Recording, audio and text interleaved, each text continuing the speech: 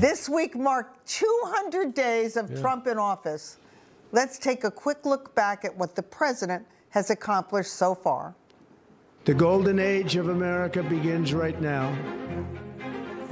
He said he would secure our borders and that he would never forget about Lakin. Executive order to ban men from competing in women's sports. It's about time. The first time in history flying over the recently renamed Host of America. And welcome to the first ever White House Digital Assets Summit. My fellow Americans, this is Liberation Day.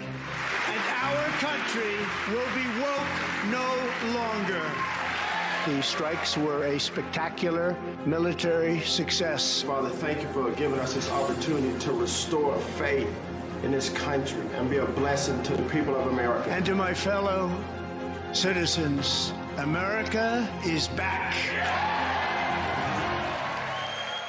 Yeah, it doesn't look like this president spent much time at the beach in Delaware, does it? Not much. Not very much. But for more, let's bring in former New York Congresswoman and board member at the Independent Women's Forum, Nan Hayworth, and author of Host of Turley Talks, Dr. Steve Turley. And this morning, we're also joined by our very special guests, Deneen Borelli and Dr. Tom Borelli. Welcome to you all. Good morning. So, Dr. Steve, I'm going to start with you. How would you rate the president's first 200 days in office? Has this been a sleepy presidency, or is this a guy on the move? What do you think?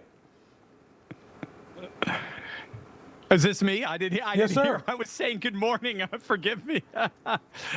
Jump right in. I mean, this is, I mean, what do you say? I mean, there is simply no precedent in the last century for what President Trump has accomplished in these last 200 days. I mean, even CNN, particularly their chief data analyst, Harry Enton, is admitting that. He said explicitly, President Trump is remaking the United States in such a way that makes him the single most influential president of this century. He signed 180 executive orders in just 6 months, more than any president since FDR. He's implemented tariffs that have gone from 2% now to nearly 20%, the highest level since the 1930s, generating the first budget surplus in almost a decade. Interestingly, since the last time he was in office back in 2017. And again, for the first time in nearly a century, net migration to the United States has plummeted 60%, with America potentially facing negative net migration, with more people leaving than coming in. We have never seen a remake of the United States quite really, like this. No, you're right. It is an impressive time.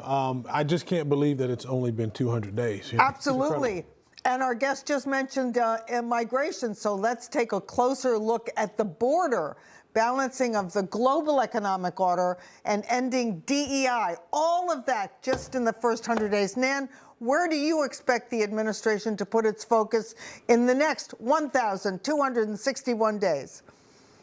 Well, I think the emphasis now is, now that they've passed the big, beautiful law, which was a major project, and what among the accomplishments of the big, beautiful law, of course, is the permanent institutionalization of the Tax Cuts and Jobs Act. But not only that, of course, no tax on tips, no tax on Social Security, in essence, no tax on overtime. So working Americans are back in strength, and we have a federal government working for them. But now what I expect President Trump to do is continue what he's already started, but with funding through the big, beautiful law, to make sure that our infrastructure, including our transportation infrastructure, our border security, our energy infrastructure, all of these measures that will make our America grow and prosper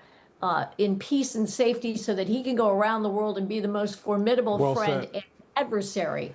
Those are going to continue. Yeah, that's well said. Dr. Tom, I mean, it's been 200 days. What do you think, in your opinion, is the biggest accomplishment of this president? There's so much, but if you got to choose one, what would you say? And you can't say the border. I'm going to say, I can't say the border. I'm going to say two. The border is certainly the biggest, because remember, Democrats saying, we need a new law, we need a new law. No, all you needed was a new president with leadership skills. That's most important. And I would say eliminating the nuclear threat from Iran. I mean, not only does that make the world safer, also sends a message to the rest of the world. We have a leader in President Trump.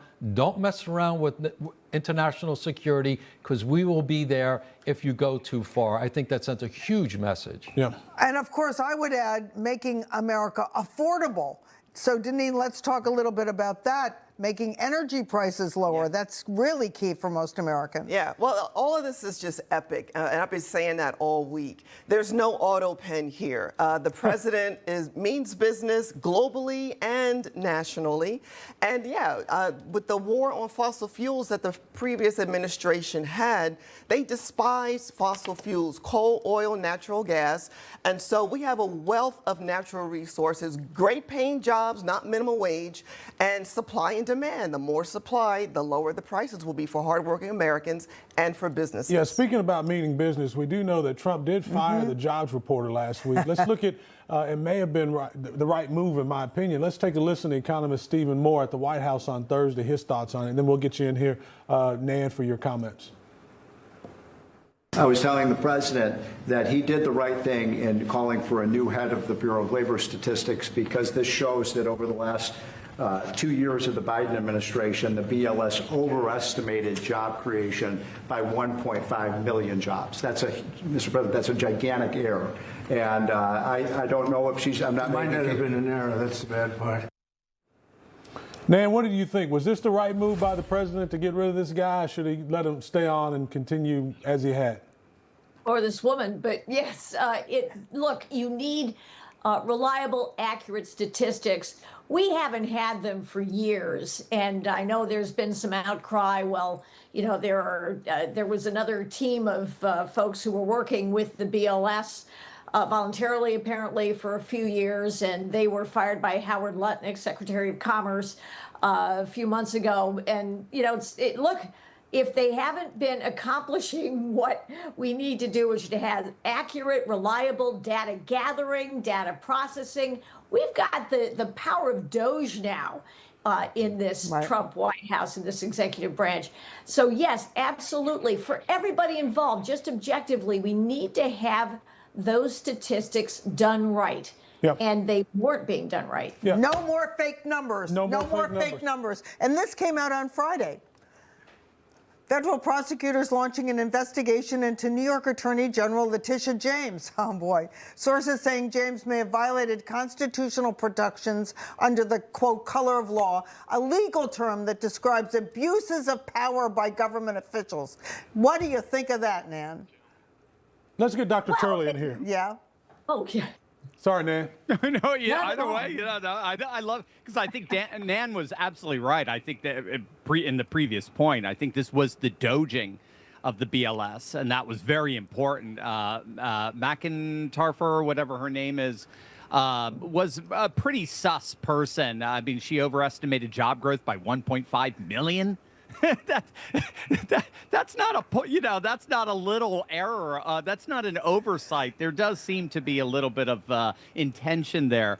But in terms of Letitia James, yeah, talk about the hunter turning now into the hunted. This is, and she's facing mortgage fraud accusations as well with her home in Virginia, and claiming her main residence was in Virginia to get better mortgage rates, as well as her property, a 5-room property in, I believe it's in Brooklyn, which is a commercial property. If it's 5 and above, she registered as 4 and below, again, to get better rates.